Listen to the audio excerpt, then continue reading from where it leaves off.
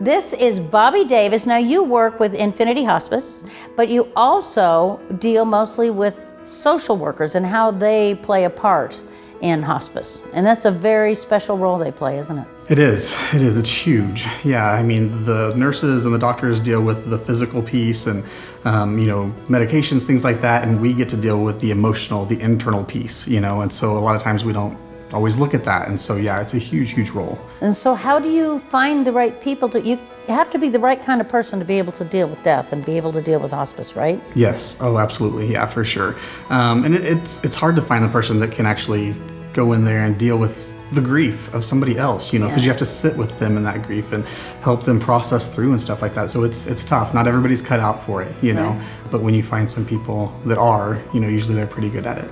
Now, it's a team effort, right? Mm-hmm. And a social worker is just one of the many people on the team, right? Yeah, absolutely. So yeah, our teams are made up of a social worker. We have CNAs, obviously, who help with bathing, daily activities, things like that, we're in the home. And then we have our nurses, and then our physicians, obviously, who can, prescribe meds and things like that. And we have volunteer coordinators as well.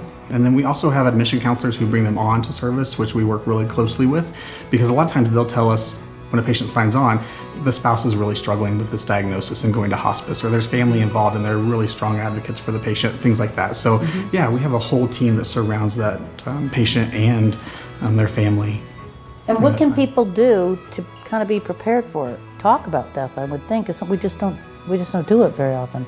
Right. I think we're afraid of it. And ironically, we all will face it, but we don't want to have to deal with it, because if we keep it out here, then it's not real for us. And unfortunately, a lot of times when patients come on hospice, the families are forced to deal with it, and so that's a lot of times where the social worker comes into play, because then we'll say, okay, let's talk about this. Have you made final arrangements? And the family's like, whoa, we're not ready for that yet. And sometimes even patients aren't ready for that when they come on service. And so we kind of ease them into that and just talk about, what does it look like when you do pass? What do you want your legacy to be? What do you want people to remember about you? And so then we tend to try to incorporate that into getting them set up so that they can actually have what they want to have happen at the end of life when they do pass. I give them a bit of control in that, because I feel like a lot of times, end of life, we're losing control. Obviously, we don't have control over things or our body when we start to decline.